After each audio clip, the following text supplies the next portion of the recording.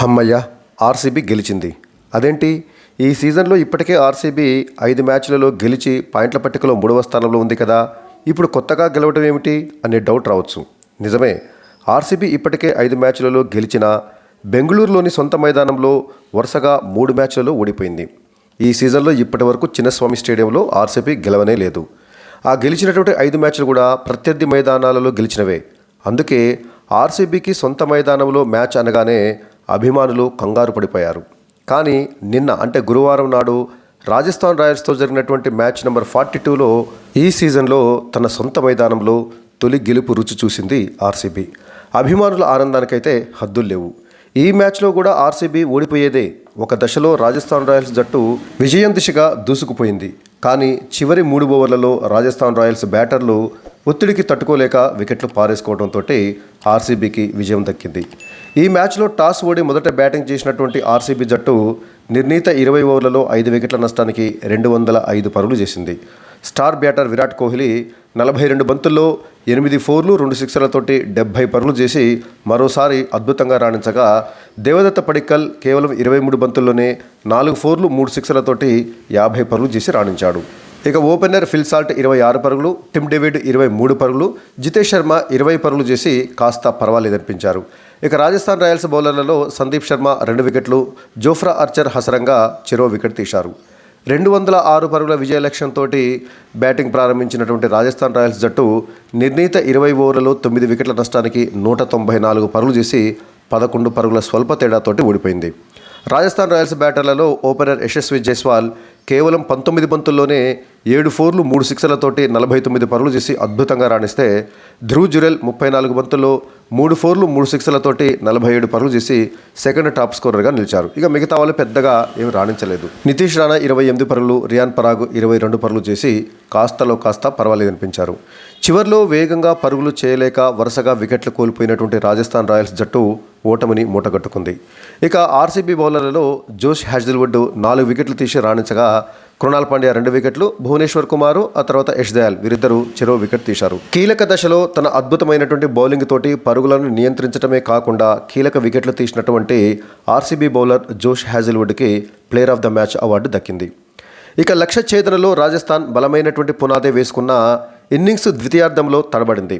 వైభవ్ సూర్యవంశీతో కలిసి ఇన్నింగ్స్ను ప్రారంభించినటువంటి యశస్వి జైస్వాల్ ధనాధన్ బ్యాటింగ్ తోటి అలరించాడు. ఎడాపెడా బౌండరీలతో చెలరేగాడు జైస్వాల్. 5వ ఓవర్లో వైభవ్ సూర్యవంశీ, ఆ తర్వాత ఓవర్లో అంటే 6వ ఓవర్లో జైస్వాల్ నిష్క్రమించినప్పటికీ ఆ తర్వాత నితీష్ రాణా, రియాన్ పరాగ్ వీరిద్దరూ ధాటిగా బ్యాటింగ్ చేయడంతో 9 ఓవర్లలోనే రాజస్థాన్ రాయల్స్ జట్టు 2 వికెట్ల నష్టానికి 110 పరుగులు చేసి వేగంగా లక్ష్యం దిశగా సాగిపోయింది. కానీ ఆ జట్టు ఆ తర్వాత అనూహ్యంగా దెబ్బతింది. 10వ ఓవర్లో బౌలింగ్కి దిగినటువంటి కృణాల్ పాండ్యా మ్యాచ్ గమనాన్ని మార్చివేశాడు. అతడు రియాన్ పరాగ్ను అవుట్ చేయటము, మరో స్పిన్నర్ శ్రేయస్ శర్మ కూడా కట్టుదిట్టంగా బౌలింగ్ చేయడంతో పరుగుల వేగం తగ్గింది. 14వ ఓవర్లో రాణాను కూడా కృణాల్ పాండ్యా వెనక్కి పంపడంతో రాజస్థాన్ రాయల్స్ పైన ఒత్తిడి పెరిగింది. చివరి 6 ఓవర్లలో 66 పరుగులు చేయాల్సినటువంటి పరిస్థితి. ఇప్పుడు కూడా గెలవచ్చు, ఎందుకంటే ఓవర్కి సగటున 11 పరుగులు చేస్తే సరిపోతుంది. ధ్రువ్ జురెల్ ధాటిగా బ్యాటింగ్ చేసినప్పటికీ హెట్మైరు బ్యాటు ఝుళిపించలేకపోయాడు. హ్యాజిల్వుడ్ మొదట్లో ఎంత భారీగా పరుగులు ఇచ్చాడో ఆఖర్లో అంత అద్భుతంగా బౌలింగ్ చేశాడు. అతడు 17వ ఓవర్లో హెట్మైర్ను అవుట్ చేసి కేవలం 6 పరుగులు మాత్రమే ఇచ్చాడు. ఇక ఆఖరి 3 ఓవర్లలో రాజస్థాన్ రాయల్స్ విజయానికి 40 పరుగులు కావాల్సినటువంటి స్థితిలో రాజస్థాన్ సమీకరణము చాలా కష్టమైంది. కానీ జురెలు ఒక 6, 2 ఫోర్లు కొడితే శివన్ దుబే ఓ 6 బాదటంతో ఆ ఓవర్లో భువనేశ్వర్ కుమార్ ఏకంగా 22 పరుగులు ఇచ్చాడు. ఇక చివరి 2 ఓవర్లలో కేవలం 18 పరుగులు మాత్రమే చేయాలి రాజస్థాన్ రాయల్స్ జట్టు. అంటే ఓవర్కి సగటున 9 పరుగులు చేస్తే సరిపోతుంది. సో అప్పుడు రాజస్థాన్దే పైచేయిగా కనిపించింది. కానీ గెలుపు ముంగిట రాజస్థాన్ జట్టు బోల్తాపడింది. 19వ ఓవర్లో గొప్పగా బౌలింగ్ చేసినటువంటి హ్యాజిల్వుడ్ మ్యాచ్ను బెంగళూరు వైపు తిప్పాడు. ఆ ఓవర్లో జోరు మీద ఉన్నటువంటి ధ్రువ్ జురెల్తో పాటు ఆర్చర్ను అవుట్ చేసి కేవలం 1 పరుగు మాత్రమే ఇచ్చి రాజస్థాన్ రాయల్స్ ఆశలపైన నీళ్లు జల్లాడు హ్యాజిల్వుడ్. ఇక ఆఖరి ఓవర్లో అద్భుతమేమీ జరగలేదు. యష్ దయాల్ వేసినటువంటి ఆ చివరి ఓవర్లో కేవలం 5 పరుగులు మాత్రమే చేసినటువంటి రాజస్థాన్ రాయల్స్ 2 వికెట్లను కోల్పోయింది. దీంతో 11 పరుగుల తేడాతోటి ఓటమి పాలైంది రాజస్థాన్ రాయల్స్ జట్టు. అంతకుముందు టాస్ గెలిచినటువంటి రాజస్థాన్ రాయల్స్ కెప్టెన్ రియాన్ పరాగ్ ముందుగా ఆర్సీబీకి బ్యాటింగ్ అప్పగించాడు. సో టాస్ ఓడి మొదట బ్యాటింగ్ చేపట్టినటువంటి ఆర్సీబీకి ఓపెనర్లు విరాట్ కోహ్లీ, ఫిల్ సాల్ట్ వీరిద్దరు కలిసి అద్భుతమైనటువంటి ఆరంభాన్ని అందించారు. ఇద్దరు కలిసి తొలి వికెట్కు 6.4 ఓవర్లలో 61 పరుగులు జోడించారు. కోహ్లీ దూకుడుగా ఆడగా సాల్ట్ తన సహజ శైలికి విరుద్ధంగా కాస్త ఆచితూచి ఆడాడు. సాల్ట్ ఇచ్చినటువంటి క్యాచ్ను రియాన్ పరాగు జారవిడిచాడు. 6 ఓవర్ల పవర్ ప్లే ముగిసేసరికల్లా ఆర్సీబీ వికెట్ నష్టపోకుండా 59 పరుగులు చేసి మంచి స్థితిలోనే ఉంది. అంటే సగటున ఓవర్కి 10 పరుగులు చొప్పున చేసింది. 23 బంతుల్లో 4 ఫోర్లతోటి 26 పరుగులు చేసినటువంటి ఫిల్ సాల్ట్ హసరంగా వేసినటువంటి 7వ ఓవర్లో హెట్మేర్కు క్యాచ్ ఇచ్చి అవుట్ అయ్యాడు. అలా 61 పరుగుల తొలి వికెట్ భాగస్వామ్యానికి తెరపడింది. ఇక 3వ స్థానంలో బ్యాటింగ్కు వచ్చినటువంటి దేవదత్త పడిక్కల్తో కలిసి విరాట్ కోహ్లీ స్కోరు వేగాన్ని మరింతగా పెంచాడు. మొదట్లో కాస్త ఆచితూచి ఆడినటువంటి పడిక్కల్ ఆ తర్వాత విజృంభించాడు. సందీప్ శర్మ వేసినటువంటి 12వ ఓవర్లో 4 కొట్టినటువంటి విరాట్ కోహ్లీ 32 బంతుల్లోనే తన హాఫ్ సెంచరీని పూర్తి చేసుకున్నాడు. ఇక సిక్సర్లు, ఫోర్లతోటి చెలరేగినటువంటి పడిక్కల్ తుషార్ దేశ్పాండే వేసినటువంటి 15వ ఓవర్ చివరి బంతికి 6 కొట్టి కేవలం 26 బంతుల్లోనే తన హాఫ్ సెంచరీని పూర్తి చేసుకున్నాడు. 10 ఓవర్లు ముగిసేసరికల్లా ఆర్సీబీ 1 వికెట్ నష్టానికి 156 పరుగులు చేసి పటిష్టమైనటువంటి స్థితిలో నిలిచింది. ఈ స్థితిలో ఆర్సీబీ 20 ఓవర్లలో కనీసం 220 పరుగులు చేస్తుందేమో అనిపించింది. 42 బంతుల్లో 8 ఫోర్లు, 2 సిక్స్లతోటి 70 పరుగులు చేసినటువంటి విరాట్ కోహ్లీ జోఫ్రా ఆర్చర్ వేసినటువంటి 16వ ఓవర్లో తొలి బంతికి నితీష్ రాణాకు క్యాచ్ ఇచ్చి అవుట్ అయ్యాడు. సో కోహ్లీ, దేవదత్త పడిక్కల్ వీరిద్దరు కలిసి 2వ వికెట్కు 51 బంతుల్లోనే 95 పరుగులు జోడించారు. అలా ఆర్సీబీ 151 పరుగుల వద్ద విరాట్ కోహ్లీ రూపంలో తన 2వ వికెట్ను కోల్పోయింది. కోహ్లీ అవుట్ అయినటువంటి మరి కాసేపటికే సందీప్ శర్మ వేసినటువంటి 17వ ఓవర్ తొలి బంతికి పడిక్కల్ అవుట్ అయ్యాడు. 27 బంతులు ఎదుర్కొన్నటువంటి పడిక్కల్ 4 ఫోర్లు, 3 సిక్సర్లతోటి కరెక్ట్గా 50 పరుగులు చేసి అవుట్ అయ్యాడు. సో విరాట్ కోహ్లీ అండ్ దేవదత్త పడిక్కల్ వీరిద్దరూ 1 ఓవర్ వ్యవధిలో అవుట్ కావడంతో ఆ తర్వాత స్కోరు అనుకున్నంత వేగంగా సాగలేదు.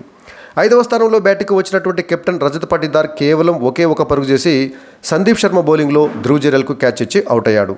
ఇక చివరిలో టిమ్ డేవిడ్ 15 బంతుల్లో 23 పరుగులు, జితేష్ శర్మ 10 బంతుల్లో 20 పరుగులు చేయడంతో ఆర్సీబీ నిర్ణీత 20 ఓవర్లలో 5 వికెట్ల నష్టానికి 205 పరుగులు చేసింది. విరాట్ కోహ్లీ అండ్ దేవదత్త పడిక్కల్ వీరిద్దరూ క్రీజులో ఉన్నప్పుడు ఖచ్చితంగా ఆర్సీబీ 220 నుంచి 230 పరుగుల వరకు చేస్తుంది అని అనిపించింది. అయితే వారిద్దరూ 1 ఓవర్ వ్యవధిలోనే వెంటనే అవుట్ కావడంతో చివరిలో ఆర్సీబీ అనుకున్నంత వేగంగా పరుగులు సాధించలేకపోయింది. రజత్ పాటీదార్ కూడా కేవలం ఒకే 1 పరుగు చేసి వెంటనే అవుట్ కావడం కూడా ఆర్సీబీ తక్కువ స్కోర్ చేయడానికి ఒక కారణమైంది.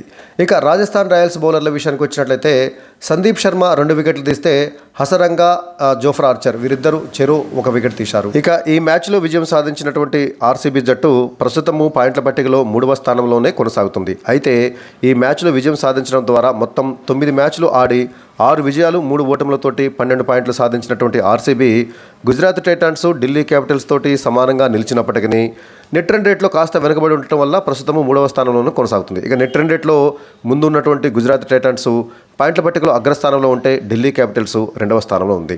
సో ఈ 3 జట్లు అంటే పాయింట్ల పట్టికలో అగ్రస్థానంలో ఉన్నటువంటి గుజరాత్, ఢిల్లీ, బెంగళూరు ఈ 3 జట్ల మధ్య మరి పోటాపోటీ నెలకొని ఉంది. ఆ తర్వాత మళ్ళీ ఒక 3 జట్లు ముంబై ఇండియన్స్, పంజాబ్ కింగ్స్, ఆ తర్వాత లక్నో సూపర్ జెయింట్స్ ఈ 3 జట్లు కూడా తలా 5 విజయాలు సాధించి 10 పాయింట్లు సాధించి సమానంగా ఉన్నప్పటికీ మెరుగైన నెట్ రన్ రేట్ కారణంగా ముంబై ఇండియన్స్ 4వ స్థానంలో, పీబీకేఎస్ అంటే పంజాబ్ కింగ్స్ 5వ స్థానంలో, లక్నో సూపర్ జెయింట్స్ 6వ స్థానంలో కొనసాగుతున్నాయి. మొత్తంగా చూసినట్టయితే ప్లే ఆఫ్స్ చేరడానికి 4 జట్లకు మాత్రమే అవకాశం ఉండటంతో ఈ 6 జట్ల నుంచే అంటే Gujarat Titans, Delhi Capitals, Bengaluru, Mumbai, Punjab, Lucknow super giants వీటికి మాత్రమే అవకాశాలు పుష్కలంగా ఉన్నాయి. ఇక పాయింట్ల పట్టికలో అడుగున ఉన్నటువంటి 4 జట్లు KKR, Rajasthan Royals, SRH, Chennai super Kings ఇక దాదాపుగా వీటికి ప్లే ఆఫ్ అవకాశాలు మూసుకుపోయినట్లుగానే చెప్పుకోవాలి. ఎందుకంటే ఆ పాయింట్ల పట్టికలో పైన ఉన్నటువంటి 6 జట్ల మధ్యనే పోటాపోటీగా నెలకొంది. అందులోనే 2 జట్లు ప్లే ఆఫ్స్ రేస్ నుంచి నిష్క్రమించాల్సినటువంటి పరిస్థితి ఏర్పడ్డది. అలాంటి పరిస్థితుల్లో అట్టడుగున ఉన్నటువంటి చెన్నై కానీ, హైదరాబాద్ కానీ, రాజస్థాన్ కానీ, ఆ తర్వాత కేకేఆర్ కానీ ఇవి మరి ఆ ప్లే ఆఫ్స్కి చేరాలంటే మాత్రము అద్భుతం జరగాల్సిందే.